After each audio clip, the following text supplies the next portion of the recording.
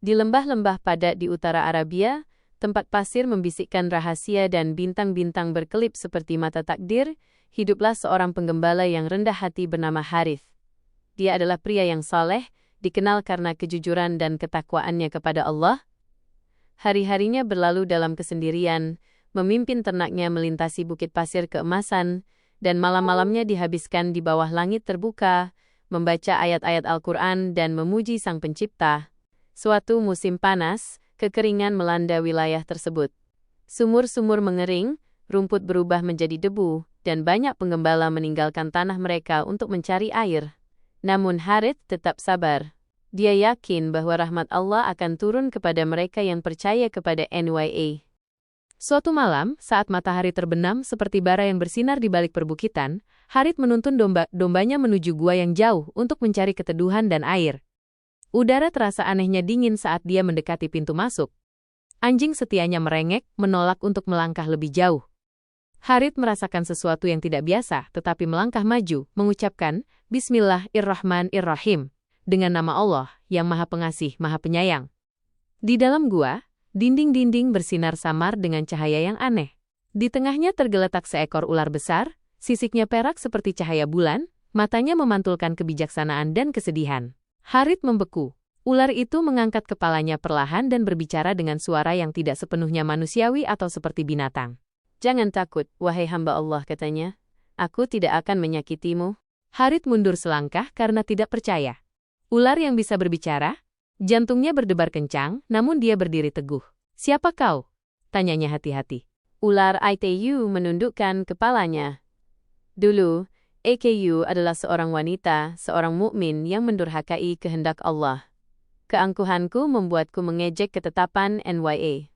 Sebagai hukuman, AKU diubah menjadi seperti yang kau lihat sekarang. Mata Harith terbelalak. Subhanallah, bisiknya. Sungguh, Allah Maha Adil dalam semua keputusan NYA. Ular itu mengangguk, air mata berkilauan seperti mutiara di matanya. Selama bertahun-tahun AKU telah menunggu, mencari pengampunan. Tetapi masa percobaanku menjadi semakin aneh. Segera, atas kehendak Allah, AKU akan melahirkan seorang anak, bukan dari jenisku, tetapi dari jenismu. Napas Harith tercekat. Anak manusia? Dari seekor ular? Ya, katanya lembut. Dan anak itu akan menjadi tanda, sebuah ujian bagi mereka yang beriman dan mereka yang ragu. Tapi aku butuh bantuanmu. Ketika saatnya tiba, ambillah anak itu dan besarkan dia atas nama Allah, karena dia tidak akan menjadi milikku atau milik dunia binatang. Harith terdiam. Dia tidak bisa mengerti bagaimana hal seperti itu bisa terjadi, tetapi di dalam hatinya, dia merasakan kebenaran kata-kata ular itu. Dia menundukkan kepalanya. Jika ini adalah kehendak Allah, aku akan melakukannya. Ular itu tersenyum tipis. Semoga Allah membalasmu. Kembalilah saat bulan purnama. Malam itu, masa percobaanku akan berakhir. Harith meninggalkan gua, gemetar, pikirannya dipenuhi dengan keajaiban dan ketakutan. Angin gurun melolong seolah membawa bisikan alam tak terlihat. Dia memandang ke langit dan berkata, Ya Allah, Engkau mampu melakukan segala sesuatu. Lindungi AKU dari bisikan syaitan, dan bimbing AKU menuju kebenaran. Malam itu, saat dia berbaring di bawah bintang-bintang, Harith tidak bisa tidur. Bayangan mata ular yang penuh kesedihan menghantuinya. Mungkinkah ini adalah keajaiban, atau ujian yang dimaksudkan untuk menguji imannya? Dia menggenggam tasbihnya dan berbisik hingga fajar, Inna lillahi wa inna ilaihi raji'un. Sesungguhnya kami adalah milik Allah, dan kepada NYA kami akan kembali. Dia tidak tahu saat itu, tetapi hidupnya, dan dunia di sekitarnya, akan berubah selamanya.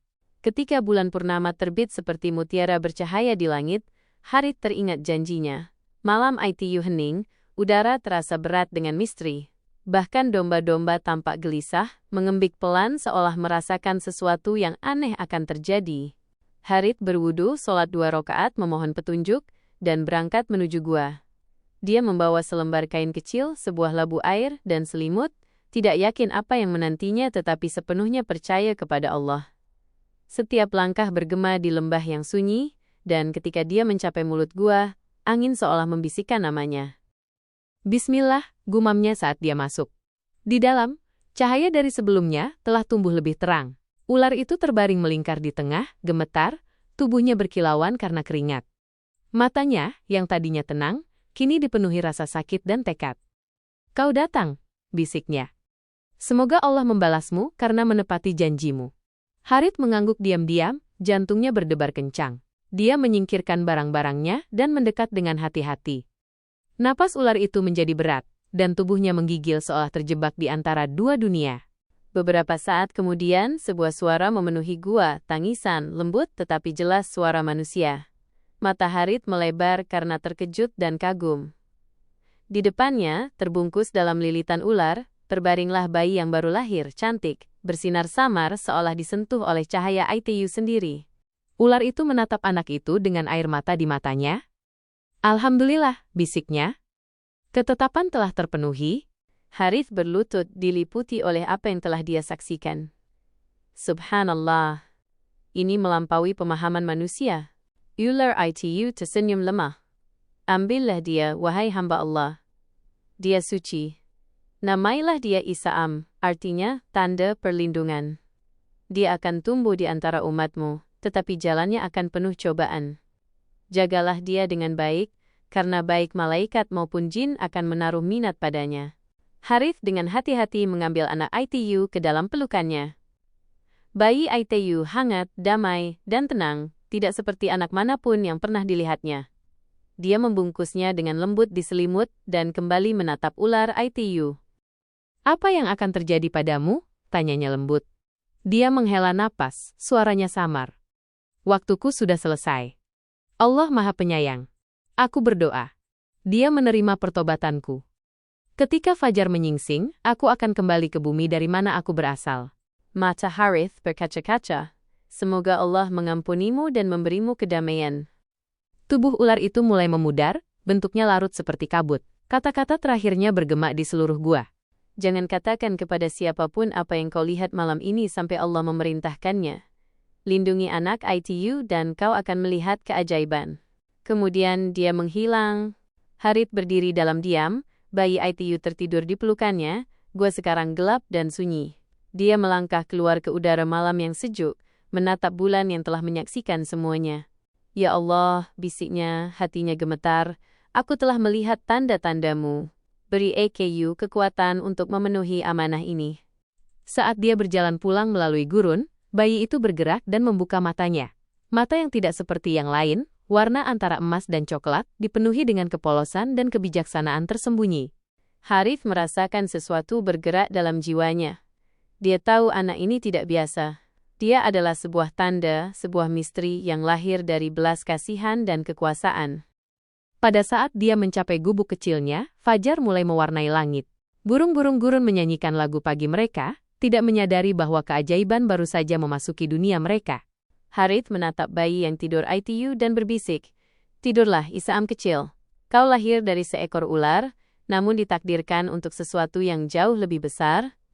Dia belum tahu bahwa ujian yang sebenarnya, yang akan mengguncang iman dia, dan iman semua orang di sekitarnya, baru saja dimulai. Sinar matahari pagi mewarnai padang pasir dengan emas ketika Harith menggendong bayi yang baru lahir itu.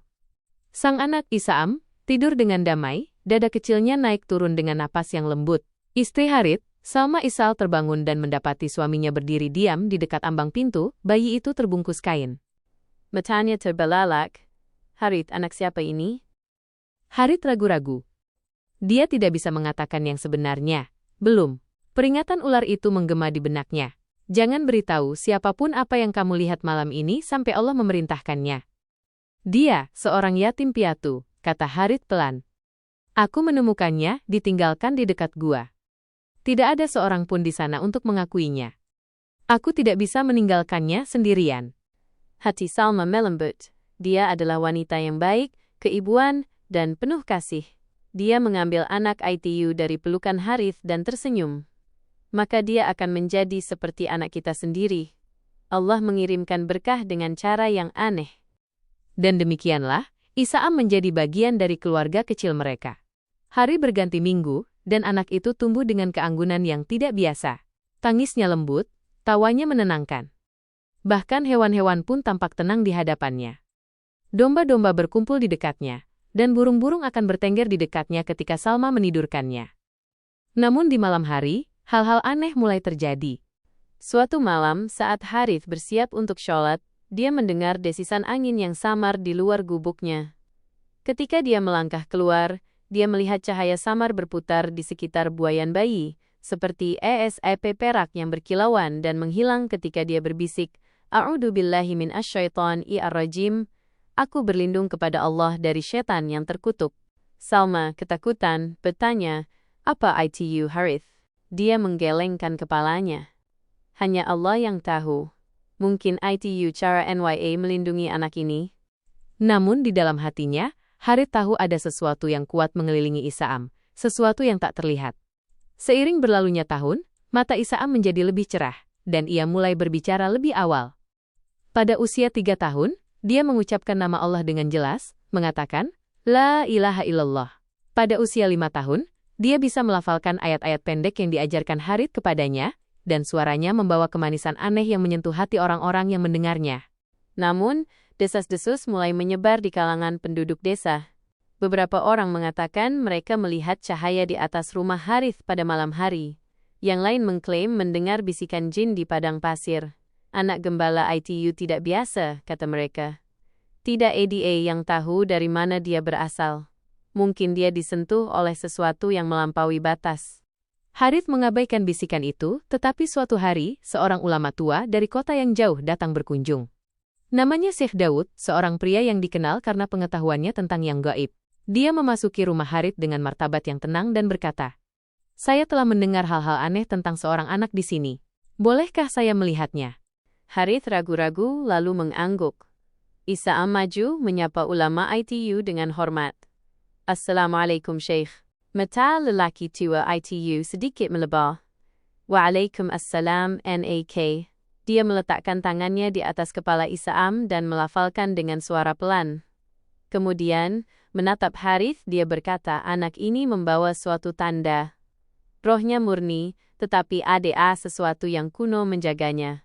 Berhati-hatilah Harith. Jangan biarkan rasa iri atau takut memasuki hatimu. Lindungi dia, dan ajarkan dia jalan Al-Quran." Malam itu, Harith tidak bisa tidur.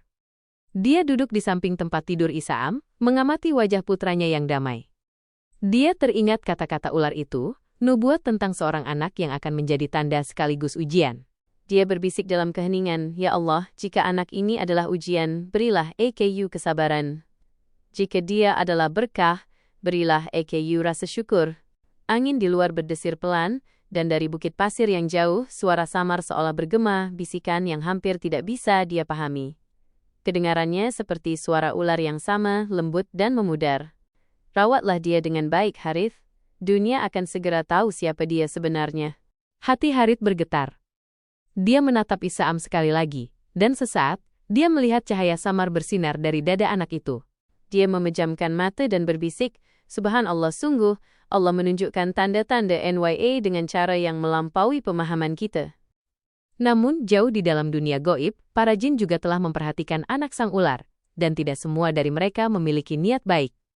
Tahun-tahun berlalu, dan Isaam tumbuh menjadi anak laki-laki dengan kebijaksanaan dan ketenangan yang luar biasa. Meskipun dia masih anak-anak, kata-katanya sering membawa kedalaman yang mengejutkan bahkan para tetua desa. Dia berbicara dengan lembut, mendengarkan dengan hormat, dan selalu memulai pembicaraannya dengan Bismillah. Harith dan Salma membesarkannya dengan cinta, tetapi keduanya tahu jauh di lubuk hati bahwa Isaam tidak seperti anak-anak lain. Dia tidak pernah sakit seperti yang lain, juga tidak pernah menangis karena lapar atau takut. Terkadang, ketika dia duduk sendirian, matanya tampak hilang dalam pikiran. Seolah-olah dia bisa melihat hal-hal yang tidak bisa dilihat orang lain. Suatu malam, ketika matahari tenggelam di balik bukit pasir dan panggilan maghrib bergema di padang pasir, Isaam mendekati ayahnya. "Ayah," katanya lembut, "mengapa orang-orang melihatku dengan ketakutan?" Harith menghela napas. "Anakku, orang takut pada apa yang tidak mereka pahami. Tetapi, jangan takut pada mereka. Takutlah hanya kepada Allah, dan carilah keridhaan NYA dalam segala hal." Isaam mengangguk, pandangannya jauh. "Tadi malam, aku bermimpi," katanya. "Seorang wanita dengan mata seperti bulan mendatangiku. Dia berkata, 'Anakku, jangan takut akan siapa dirimu. Kelahiranmu telah tertulis sebelum matahari terbit pertama. Kemudian dia menghilang dalam cahaya. Hati Harith bergetar. Dia tahu apa arti mimpi ITU. Itu dia, wanita ular ITU, yang telah menghilang setelah kelahiran Isaam. Jiwanya masih mengawasi anak ITU. Malam itu, saat Harith sholat, angin kencang berhembus dari padang pasir. Pintu berderit, dan Salma bergegas mengamankan jendela. Lampu berkedip-kedip, dan di tengah badai, Isaam berdiri di dekat ambang pintu, menatap kegelapan. Ayah, bisiknya, mereka ADA di sini. Harith berbalik dengan tajam. Siapa yang ADA di sini? Mereka yang HIDUP dalam bayangan, jawab Isaam dengan tenang. Mereka mengawasiku. Sebelum Harith sempat berbicara, dengungan aneh memenuhi udara, suara seperti 1000 bisikan yang menyatu menjadi satu. Ruangan menjadi dingin, dan sebuah suara bergema samar dari luar. Dia bukan milik manusia. Kembalikan dia kepada kami. Lutut Harith lemas, tetapi dia mengumpulkan keberaniannya. A'udzubillahi min as-sosotu makhluk hidup tinggal asy syaitan irrojim. Aso teriaknya, dan mulai melafalkan ayat Al-Kursi. Suara-suara tak terlihat itu melengking dan memudar. Isaam mendongak menatapnya. Mereka akan datang lagi, katanya pelan. Tetapi Allah akan melindungi kita. Ketika badai berlalu, Harith dan Salma duduk di samping Isaam, gemetar tetapi tidak terluka. Salma menangis pelan. Mengapa ini terjadi pada kita? Dosa apa yang telah kita lakukan? Harith memegang tangannya. Tidak ada dosa, cintaku. Ini adalah ujian. Allah menguji orang-orang yang Dia pilih. Mungkin Isaam menyimpan rahasia yang bahkan kita sendiri belum bisa memahaminya. Sejak malam itu dan seterusnya, Harith memastikan untuk mengajarkan Isaam lebih banyak Al-Quran, lebih banyak doa, lebih banyak mengingat Allah. Isaam menyerap setiap kata, dan bacaannya menjadi lebih indah setiap hari. Ketika dia melafalkan surah Rahman, udara di sekitar rumah mereka menjadi harum, dan bahkan hewan-hewan berbaring diam, mendengarkan. Suatu malam, Syekh Daud kembali, wajahnya tampak serius. Harith, katanya, nama anak ITU telah terdengar jauh. Para ulama, pengembara, dan bahkan para jin telah mendengar tentangnya. Beberapa percaya dia adalah tanda rahmat, yang lain percaya dia adalah ancaman. Hati Harith mencelos. Apa yang harus saya lakukan, Syekh? Lelaki tua ITU meletakkan tangan di bahunya. Bawalah dia menjauh dari desa. Sembunyikan dia di antara pegunungan untuk sementara waktu. Mereka yang mencarinya tidak akan berhenti sampai mereka menemukannya. Besarkan dia di tempat iman kuat dan godaan lemah. Isaam, yang mendengarkan dengan tenang, berbicara. Jangan takut untukku, ayah. Jika Allah berkehendak, tidak ada bahaya yang bisa mencapaiku. Yang memberiku hidup di perut ular, bisa melindungiku di tempat manapun di bumi. Syekh Daud menatap anak ITU dengan kagum. Kata-katamu lebih bijaksana dari usiamu, NAK. Semoga Allah selalu membimbing MU. Maka, di bawah cahaya bulan sabit, Harith mengumpulkan sedikit barang-barangnya. Dia membungkus Isaam dengan jubah, dan dengan Salma berjalan di sampingnya, mereka memulai perjalanan menuju pegunungan. Saat mereka berjalan, Isaam menoleh untuk terakhir kalinya ke padang pasir yang telah menjadi rumahnya. Angin membawa bisikan menembus malam, suara yang seolah datang dari mana-mana dan tidak dari mana-mana sekaligus. Anakku, dunia akan tahu kebenaranmu ketika waktunya tepat. Isaam menundukkan kepalanya dan berbisik, Aku akan menunggu ya Tuhanku sampai Engkau memerintahkanku untuk berbicara. Dan pada saat yang tenang itu, bintang-bintang di atas tampak bersinar lebih terang. Seolah-olah langit sendiri sedang mengawasi anak yang lahir dari seekor ular, ditakdirkan untuk nasib yang belum bisa dipahami oleh manusia. Melangkah melintasi pegunungan terasa panjang dan sulit. Hari-hari berubah menjadi minggu saat Harith, Salma dan Isaam muda mencari perlindungan di antara lembah dan tebing. Udara dingin, malam sepi, tetapi Isaam tidak pernah mengeluh.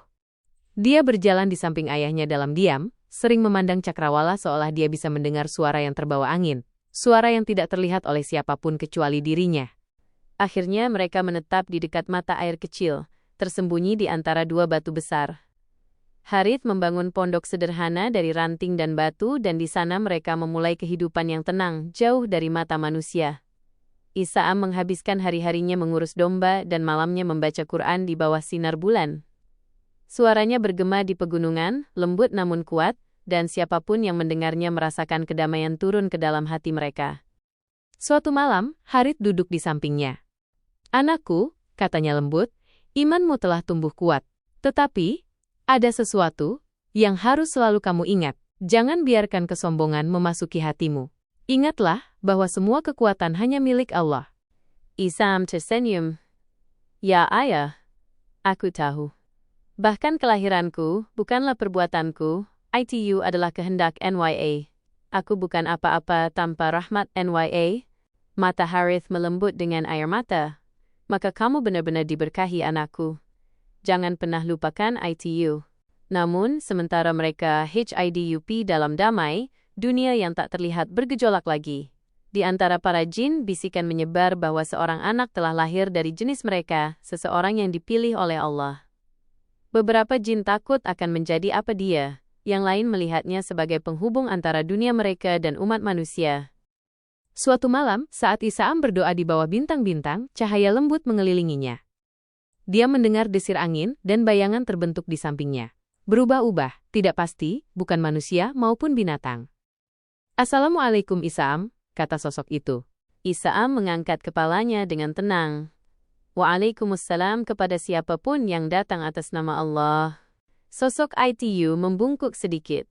"Aku Malik, dari suku jin yang pernah melayani ibumu. Dia adalah pelindung kami, seorang mukmin di antara kami. Sebelum dia menjadi debu, dia membuat kami bersumpah untuk melindungimu. Kami datang bukan untuk menyakiti, tetapi untuk melayani." Hati Isaam bergetar bukan karena takut tetapi karena kagum. "Jika kamu dari golongan mukmin, maka bantuanmu adalah atas perintah Allah. Tetapi jika kamu dari golongan penipu, maka pergilah, karena AKU berlindung kepada Yang Maha Tinggi." Bayangan itu menundukkan kepalanya. "Kami tidak mencari kerugian. Tetapi berhati-hatilah Isaam. Tidak semua jin menerimamu. Beberapa menganggap keberadaanmu sebagai aib, kutukan bagi jenis mereka. Mereka berencana menemukanmu dan menghancurkanmu sebelum tujuanmu terpenuhi." Isaam mendengarkan dalam diam. "Maka AKU akan menghadapi apapun yang Allah tetapkan," katanya. "Katakan pada mereka, aku tidak takut pada makhluk. Aku hanya takut pada Sang Pencipta." Bayangan ITU membungkuk dan menghilang seperti ASAP ke dalam malam. Ketika Harith menemukan Isaam keesokan paginya, dia melihat wajah putranya tenang tetapi jauh. "Kamu melihat sesuatu lagi bukan?" tanyanya. Isaam mengangguk. "Jin datang? Mereka berbicara tentang bahaya." Hati Harith tercekat. "Kalau begitu kita harus pindah lagi." Isaam menggelengkan kepalanya. "Tidak, ayah. Berlari tidak akan mengubah apa yang telah tertulis. Aku harus berdiri di tempat Allah menempatkanku. Waktu persembunyian akan berakhir." Hari itu, saat matahari terbit, sesuatu yang ajaib terjadi. Isaam menenggelamkan tangannya ke mata air untuk minum, dan air itu berkilauan dengan cahaya. Tanah kering di sekitarnya bermekaran dengan rumput dan bunga liar, seolah disentuh oleh surga. Salma terkesiap. "Harith, lihat, ini bukan air biasa." Harith berlutut. "Subhanallah. Keajaiban apa ini?" Isaam menatap mereka dengan lembut. "Itu bukan milikku, ayah. Itu adalah rahmat Allah.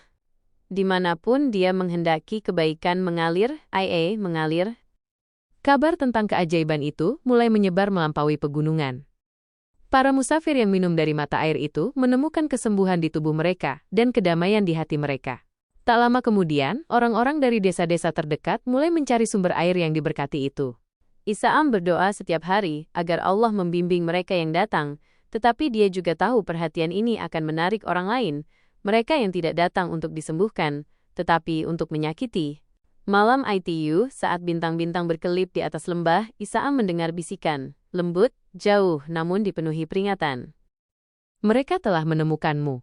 Dia membuka matanya perlahan, dan dalam kegelapan, bentuk-bentuk bergerak di tepi pepohonan, orang-orang dengan obor, dan bayangan yang bergerak tanpa bentuk, baik manusia maupun jin sedang datang. Isaam berdiri tegak, tubuh kecilnya bersinar samar di bawah sinar bulan. "Kalau begitu biarlah dimulai," bisiknya. "Karena setiap ujian adalah pintu menuju rahmat Allah." Dan jauh di atas, guntur bergemuruh melintasi langit, seolah-olah bahkan surga sedang bersiap untuk apa yang akan terjadi. Malam turun seperti selubung takdir. Pegunungan yang telah menjaga keluarga Isaam kini berdiri diam, menyaksikan saat bayangan berkumpul di bawah. Orang-orang dengan obor berbaris melalui lembah, ketakutan dan keserakahan membakar di mata mereka. Dan di belakang mereka, tak terlihat tetapi dekat, para jin bergerak seperti angin gelap, tertarik oleh kekuatan anak yang lahir dari seekor ular. Harith melangkah di depan pondoknya, menggenggam tongkat kayunya. "Tetap di belakangku, Salma," katanya. "Tidak ada yang akan menyakiti putra kita selama aku hidup." Tetapi Isaam maju dengan tenang. Wajahnya bersinar dengan kedamaian yang tampaknya bukan dari dunia ini. "Ayah, jangan takut. Apa yang tertulis tidak dapat dihapus." Kerumunan mencapai mereka, dipimpin oleh seorang pria dari desa yang pernah dikenal Harith Qasim, seorang pedagang yang sombong dan angkuh. "Itu dia," teriak Qasim. "Anakkulah, makhluk yang dikutuk oleh Allah. Serahkan dia sebelum dia membawa kehancuran atas kita semua." Yang lain bergumam ketakutan, beberapa menggenggam jimat mereka, yang lain mengangkat obor mereka lebih tinggi. Suara Harith menggelegah. "Takutlah kepada Allah, wahai orang-orang. Anak ini tidak menyakiti siapapun. Dia membaca Quran, dia menyembuhkan yang sakit, dia berdoa lebih dari kalian semua. Bagaimana kalian bisa menyebutnya terkutuk?" Tetapi Qasim mencibir. "Jangan bicara tentang rahmat ketika kita telah melihat tanda-tanda sihir. Ular melahirkannya. Tidakkah kalian melihat penipuannya?"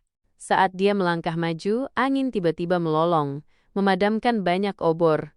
Lembah menjadi gelap, dan suara memenuhi udara, lembut, sedih, namun memerintah. "Itu adalah suara ular?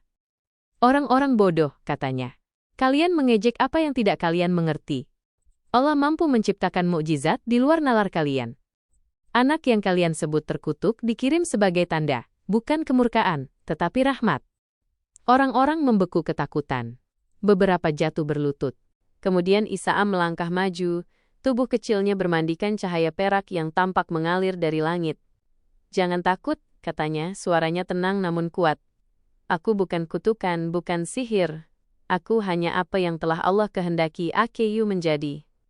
Yang lahir dari ular bukanlah monster, tetapi seorang mukmin yang bertobat dan diampuni. Kisahnya berakhir dengan hukuman, tetapi kisahku dimulai dengan rahmat. Dia mengangkat tangannya dan membaca ayat Al-Kursi. Inna, suaranya bergema di pegunungan. "Allah, tidak ada Tuhan yang berhak disembah, melainkan Dia yang hidup kekal lagi terus-menerus mengurus makhluk NYA." Saat kata-katanya mengalir, angin melunak dan cahaya membanjiri lembah seperti fajar menyingsing. Jin-jin yang tak terlihat melarikan diri menjerit ke dalam bayangan, dan hati orang-orang bergetar. Mereka yang membawa kebencian mendapati kemarahan mereka luntur, dan mereka yang datang dalam ketakutan mulai menangis. Qasim jatuh berlutut, air mata di matanya. "Maafkan aku tidak tahu." Isaam menatapnya dengan lembut. "Bukan aku yang mengampuni. Itu adalah Allah. Carilah Dia, dan kamu akan menemukan kedamaian." Kemudian dia berbalik kepada Harith dan Salma, yang menonton dengan kagum dan cinta. "Ayah, ibu," katanya lembut, "waktuku di sini akan berakhir. Tujuanku telah terpenuhi. Orang-orang telah melihat kebenaran bahwa Allah menciptakan apa yang Dia kehendaki, dan rahmat NWA mencapai bahkan makhluk yang paling rendah." Mata Harith dipenuhi air mata. "Anakku, kemana kamu akan pergi?" Isaam tersenyum. "Kemana ibuku pergi? Kembali kepada yang menciptakan kita." Saat dia berbicara, cahaya lembut mengelilinginya. Udara berkilauan dengan cahaya, dan aroma melati memenuhi lembah. Isaam mengangkat pandangannya ke langit dan berbisik, "Subhanaka Allahumma wa bihamdika, ashhadu an la ilaha illa anta, astaghfiruka wa atubu ilaik." Kemudian, seperti embusan angin, dia menghilang. Tubuhnya berubah menjadi cahaya yang naik ke langit, hingga menghilang di antara bintang-bintang. Kerumunan berdiri diam, pegunungan menggemakan memori kata-kata terakhirnya. Harith dan Salma berlutut, menangis bukan dalam kesedihan tetapi dalam kekaguman. Sejak hari itu, mata air di lembah tidak pernah kering. Airnya menyembuhkan yang sakit, melembutkan hati yang sombong, dan membawa kedamaian bagi semua yang meminumnya. Orang-orang mulai menyebutnya Ain al-Rahmah, mata air rahmat. Generasi kemudian, para musafir masih menceritakan kisah Isaam, anak yang lahir dari ular, yang kelahirannya adalah ujian, imannya adalah mukjizat, dan akhirnya adalah pengingat bahwa rahmat Allah tidak mengenal batas. Dan jauh di bawah bumi, tempat ular itu pernah menangis karena dosa-dosanya, bisikan lembut berlama-lama melintasi waktu. Rahmat Allah dapat mengubah bahkan hukuman menjadi tanda pengampunan.